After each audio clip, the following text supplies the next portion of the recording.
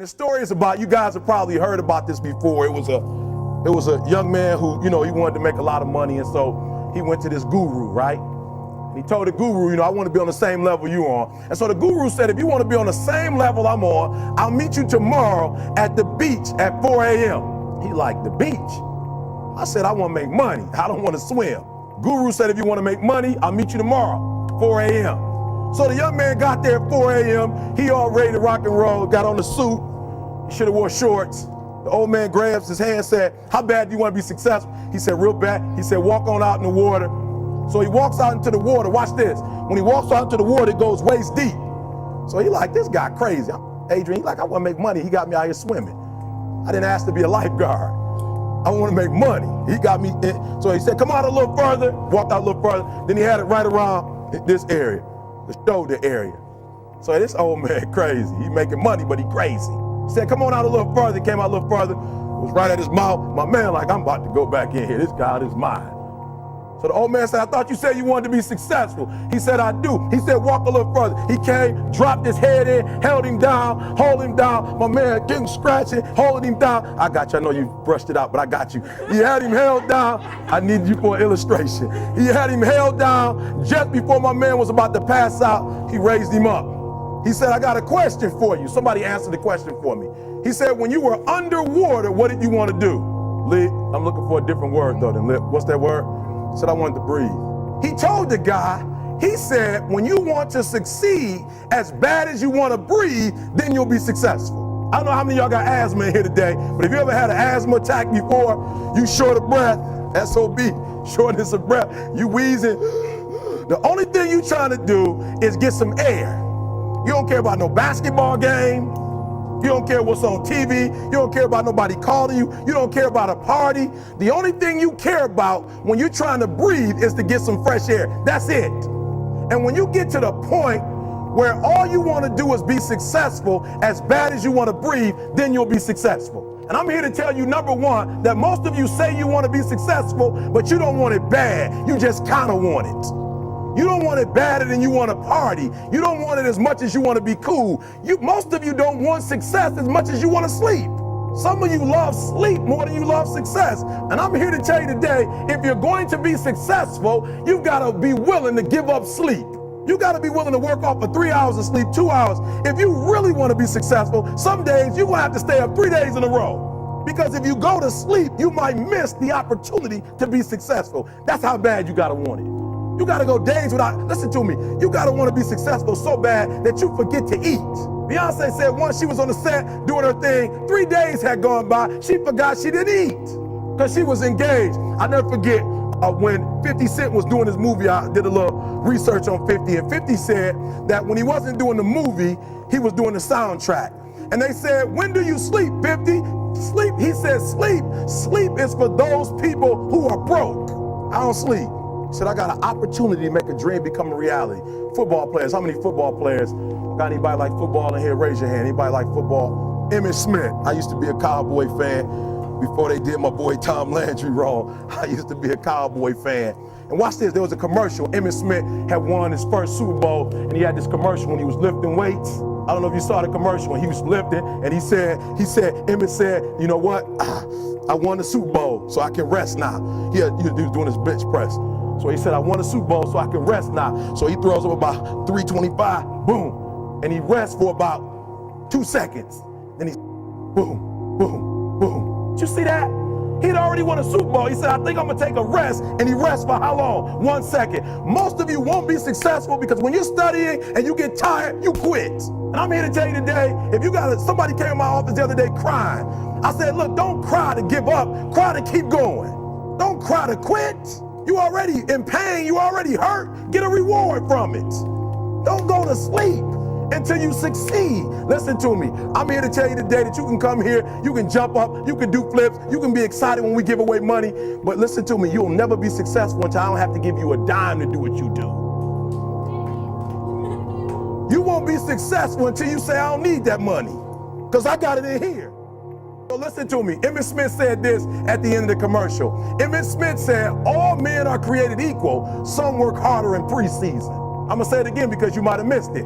All men are created equal. Some work harder in preseason. So that means that there are some people who are going to see the professor, going to see the TA. And even when the professor says, I don't meet with you, my TA meets with you, you say, I don't want to talk to your TA.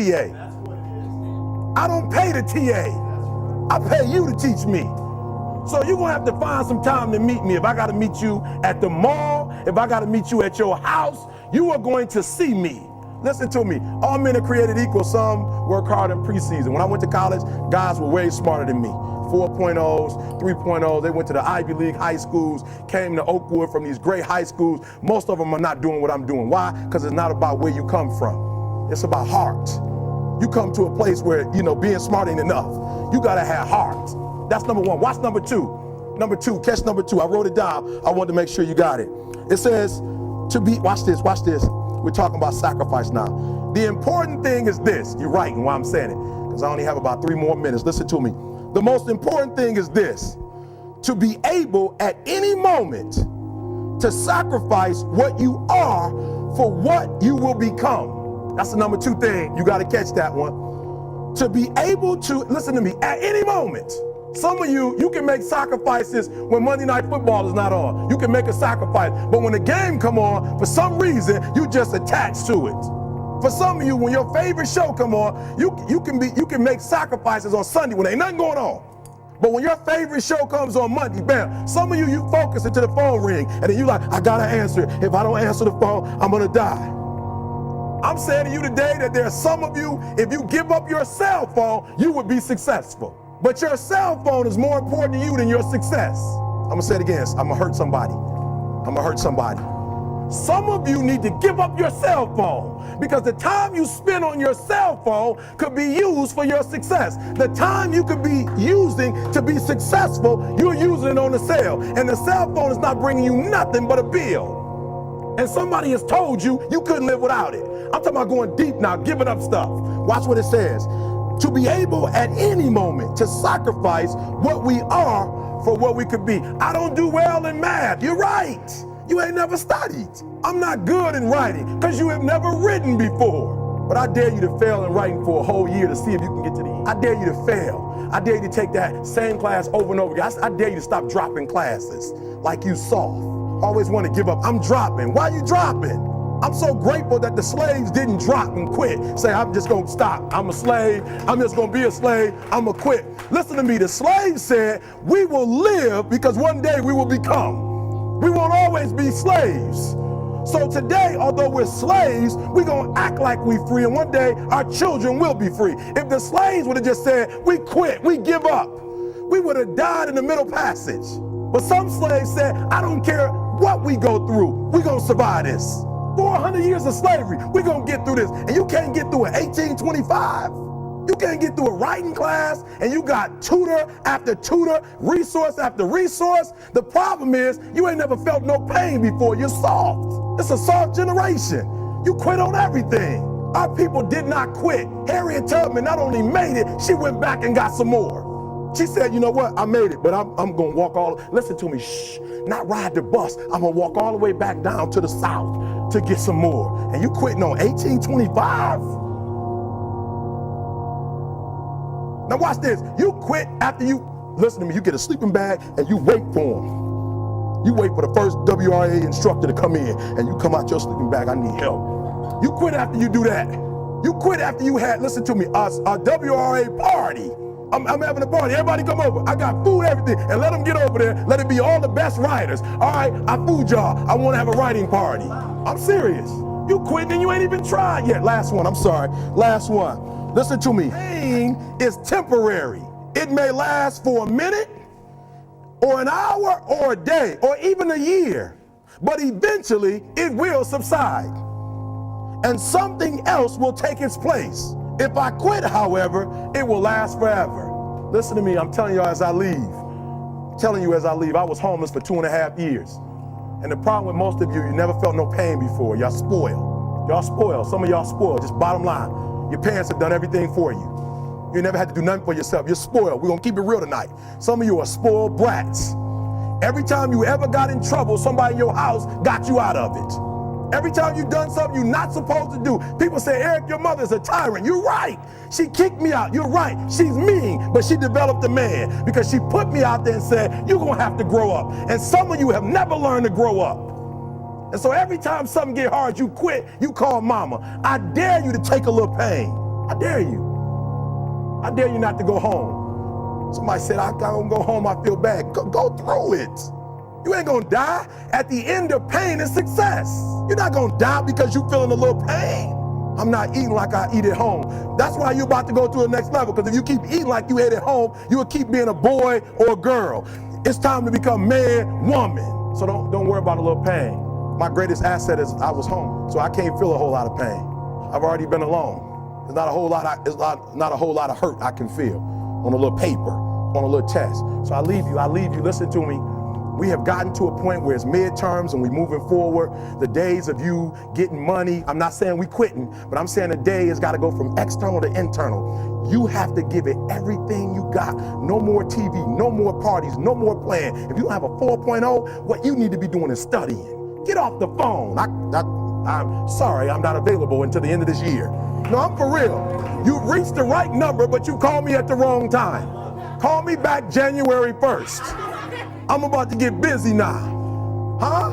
I want you to have a countdown of your own and say when the countdown is over, will the real, watch me, because when I was homeless, I knew something was wrong. I knew that wasn't the best of me. And one day I said, will the real Eric Thomas please stand up? Will the real Eric Thomas please stand up? Stop being this high school dropout. Stop giving up. Stop sleeping on the street. Stop walking up and down Finkel Avenue like you ain't got nothing, and get your GED. Stop being afraid to take a test.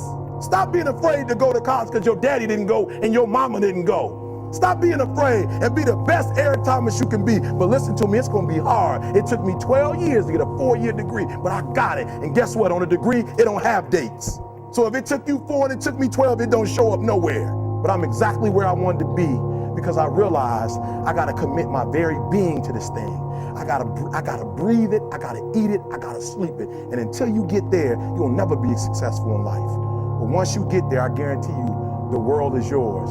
So work hard and you can have whatever it is you want. God bless you. To get daily motivation and help with mental optimization and more, subscribe to my newsletter by clicking the link in the description.